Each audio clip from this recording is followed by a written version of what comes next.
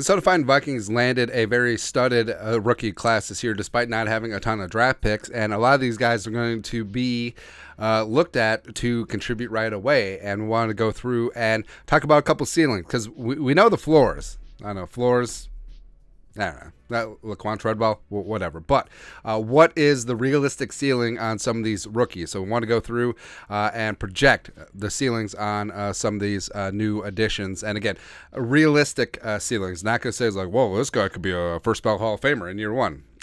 Probably not. But in terms of setting realistic expectations of what they can bring to the table, given their respective situations and their position group, here's what we got. First up, wide receiver Jordan Addison, number 23 overall, coming out of USC, and is stepping in for Adam Thielen. Him and KJ Osborne are going to be jockeying it out behind Justin Jefferson, trying to get some wide receiver 2 work. His ceiling this year, so 80 catches, 1,100 yards, 6 touchdowns on 135 targets. That's roughly what Garrett Wilson had last year for the Jets. And I could see Addison getting the most targets, the most work of any of the rookie wide receivers. Quentin Johnston with the Chargers, Zay Flowers with the Ravens, and JSN with the Seahawks. But I think Addison, given the fact that the Vikings want to open things up, and also you have Jefferson attracting all of the attention, same thing with TJ, I think that J.A., of the Sons of Anarchy, could have himself a very fantastic season, as well as be named to an all-rookie team. Next up, third round pick number 102 overall, cornerback Mekhi Blackman, also out of USC. His ceiling, 700 snaps. So last year the Vikings played 1,160 snaps on defense. Blackman being able to work in for 700 of them would be a huge win for him. He has had some run with the ones at a training camp, mini camp, close enough, mainly working from the slot, but he does have inside-outside flexibility, and I think this could be big. And you look at the Vikings cornerback room, the only guy that you're going to put in Sharpie is Byron Murphy, and then you got Evans and Blackman, Booth, all champing at the bit trying to get some of those first-team reps, but I think Blackman does have a chance to make an impact right away for the Vikings and this Flores defense. Next up, fourth rounder, number 134 overall, Jay Ward, coming out, carry on my Jay Ward son, coming out of LSU. His ceiling, appear in all games, 12 special teams tackles. Now, I say this not as hating on Jay Ward, because I think he's going to be a hell of a player, but just given the Vikings' backlog at safety, where they have Harrison Smith, Cam Beasley, and Josh Metellus working with the ones in Florida's 3-safety look. Also, you have Lewis Seen. I mean, there's not a lot of snaps to go around there, but I think Jay Ward could come in and make an impact right away on special teams, become a plus special teams player, and then work from there. Next up, fifth round, fellow LSU teammate, nose tackle Jaquelin Roy, number 141 overall. His ceiling, 500 snaps. Remember, the Vikings played 1,160 defensive snaps last year, so just under half. 25 tackles, 15 pressures, and 3 sacks. And I think that him probably working in at 5-tech to start, but I think eventually, once he adds some more lower body strength, I think that he could be moved to a pass-rushing nose tackle. I think that could be his best usage going forward. But wherever you put him, I think that he does have that one-gap quickness as well as ability to get pressure, and I think that he'll be an asset. And maybe it's a spot where they primarily use him on passing situations, hence the 500 of the roughly 1,200 snaps.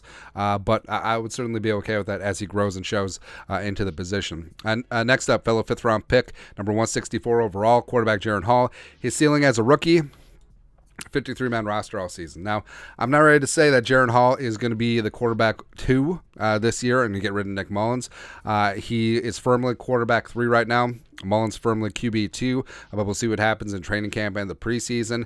But I think if Jaren Hall is good enough to warrant a 53-man roster spot where they're worried about trying to get him through waivers onto the practice squad, that would make some sense there. And I think that would be a win for him this season. Lastly, running back D, Wayne McBride, 222 overall, the pride of UAB, FBS rushing champion last year. His ceiling for as a rookie, 200 carries, 850 yards rushing, 4 touchdowns. Now, that is high. That is high up there, because that would mean that he would be getting a significant amount of work on the ground. And I think it's possible where Madison is going to be the lead dog of a running back by committee, I believe, and Chandler does have that passing down ability, and McBride I mean, McBride does have that great quickness, great patience and vision, and I think that he would be an asset in outside zone on early downs. So it could be a spot where he does work his way into the lineup and does warrant some significant run. But I think that's the absolute ceiling.